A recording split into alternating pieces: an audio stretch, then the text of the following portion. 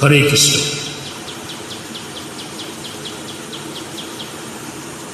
শ্রীমদ্ ভগবদ গীতার প্রথম অধ্যায় বিষাদ যোগের 3 নম্বর শ্লোক আমরা আলোচনা করব। জাগতিক একটা প্রেসার কুকার বা একটা মোবাইল কিনলে তার ভেতরে একটা ছোট্ট পুস্তিকা থাকে, তাতে কি লেখা থাকে যে কীভাবে চালালে মোবাইলটা বা প্রেসার কুকারটা দীর্ঘদিনভাবে থাকবে, সেই নিয়মাবলী লেখা থাকে। তো এত বড় জীবন আমাদের ভগবান দিয়েছেন, জীবন চালানোর জন্য তো একটা বই দরকার, অবশ্যই দিয়েছেন। আমরা চেতনায় সেটা আনছি না। সেই বইটার নাম হচ্ছে ভগবদ গীতা। ভগবান শ্রীকৃষ্ণের মুখনিসৃত বাণী পরম্পরা চলে আসছে আজকের এই সময় পর্যন্ত। অর্জুনকে বলেছিলেন ওটা নিমিত্ত মাত্র, উনি প্রত্যেককে আমাদের, আপনি শুনছেন, আপনাকে, আপনার জন্যে আজকের 2026-এর আপনার জন্যে, আপনার জীবনে চলার জন্য কী প্রয়োজন লাগবে, কিভাবে আপনি জীবনকে অনুসরণ করবেন। আলবার্ট আইনস্টাইন, সৈয়দ মুজতফা আলী, মহাত্মা গান্ধী এবং পাশ্চাত্যের অনেক গুণীজন এই ভগবদ্গীতাকে অনুসরণ করেছেন এবং তারা সফল হয়েছেন জীবনে। আব্দুল কালাম আজাদ সব সময় প্রতিদিন গীতা পাঠ করতেন। এবার আপনি চিন্তা করবেন, চিন্তা আপনার উপর। তো আমরা আজকে গীতার বিষাদ যোগের প্রথম অধ্যায়ের 3য় শ্লোকটা আলোচনা করব। ওং নমো ভগবতে বাসুদেবায় নমঃ। ওং ভগবতে বাসুদেবায় নমঃ। ওং ভগবতে বাসুদেবায় নমঃ। তো মূল আগে সংস্কৃত শ্লোকটা আমার সঙ্গে আপনারা বলবেন। এটা বলছে দুর্যোধন কাকে বলছে? অস্ত্রগুরু দ্রোণাচার্যকে। আর এটা আমাদের কমেন্ট্রি করে কে শোনাচ্ছে, এটা লক্ষ্য রাখবেন। কমেন্ট্রি করে শোনাচ্ছে সঞ্জয়। দিব্য দৃষ্টি লাভ করেছিলেন, দূরে কুরুক্ষেত্র যুদ্ধ হচ্ছে, উনি দিব্য দৃষ্টি প্রাপ্ত হয়েছিলেন, সেটা অন্ধ্র ধৃতরাষ্ট্রকে শোনাচ্ছেন।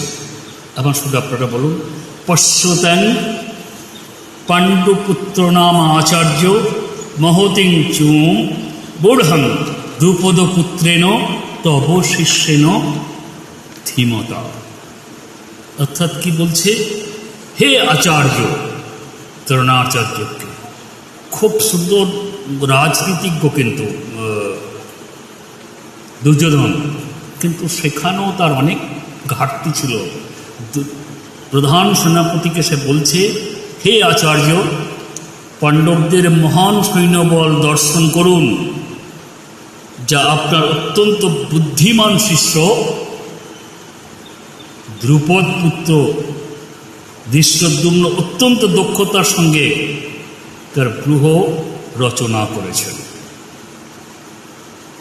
এখানে কিন্তু একটা কথা হচ্ছে যে ধ্রুপদ হচ্ছে অর্জুনের শ্বশুরমশাই, মানে দ্রৌপদীর বাবা। এর সঙ্গে দ্রোণাচার্যের একটা কৌশলগত রাজনৈতিক বৈরিতা ছিল। তো সেজন্য উনি একটা যজ্ঞ করেন। যজ্ঞের ফলে তার ধৃষ্টদ্যুম্ন নামক একটি পুত্র সন্তান জন্মগ্রহণ করায়। সে হবে দ্রোণাচার্যের মৃত্যুর কারণ। এটা দ্রোণাচার্য কিন্তু জানতেন। তা সত্ত্বেও উনি তো অস্ত্রগুরু ছিলেন, দুজনেরই, দুপক্ষেরই। তো দ্রুপদ পুত্র ধৃষ্টদ্যুম্নকেও সমস্ত সুনিপুণভাবে, কিন্তু নিজ মৃত্যু যেন সুনিপুণভাবে অস্ত্রবিদ্যার শিক্ষা দিয়েছিলেন। তো সেই দিকে লক্ষ্য করে দুর্যোধন বলছে, দেখুন দেখুন, আপনি যাকে শিক্ষা দিয়েছিলেন, যে আপনার মৃত্যুর কারণ হবে, সেই ধ্রুপদ পুত্র গুহ রচনা করেছে এবং থাকার দরকার ছিল আমার দলে, ও চলে গেছে কৌরবের দলে। আপনি কীরকম ভুলটা করেছিলেন? এখানে দুর্যোধনের যে ভুলটা হচ্ছে, ও সেনাপতিকে সেই সময় তার কর্তব্য সম্বন্ধে সচেতন না করে উনি ওনাকে ভৎসনা করছেন, মনোবল তো ভেঙে যাচ্ছে। তো শত্রুকে মারতে গেলে কী করতে হবে? তার কমজোরিটা, তার দুর্বলতাটা কোথায় জানতে হবে। দুর্বলতাটা জানলে কিন্তু শত্রু দ্রুত ঘায়েল হয়ে যাবে। তোমার যদি সৈন্যবল কমও থাকে, শত্রুপক্ষের 10 গুণও যদি বেশি থাকে, তুমি যদি কৌশলগত কিছু পন্থা অবলম্বন করো, তাহলে তোমার একবার নয় 100 বার জয় নিশ্চিত হবে। এরকম প্রচুর আছে, যেরকম আমরা বইয়ে দেখেছি, পিকচার মানে ছবি যেটা বলি আমরা, যে ভিলেন যে ছবি, বিশেষ করে আগের যুগের হিন্দি সিনেমায় আর কি, ভিলেন যে তার থেকে নায়ক অনেক শক্তিশালী। তো ও কী করতো? কমজোরি তৈরি করতো, তার মাকে কি বোনকে, তার স্ত্রীকে কি গার্লফ্রেন্ডকে নিজে কবজা করতো, করে ভিলেনকে কি বলতো? তোমার স্ত্রী আমার কাছে আছে। এবার রফা হতো। দুর্বলতাটা এখানে হচ্ছে, দুর্বলতাটাকে খুঁজতে হবে, কিন্তু দুর্বলতা খুঁজেনি, ভৎসনা করছে, এটা ওনার ভুল।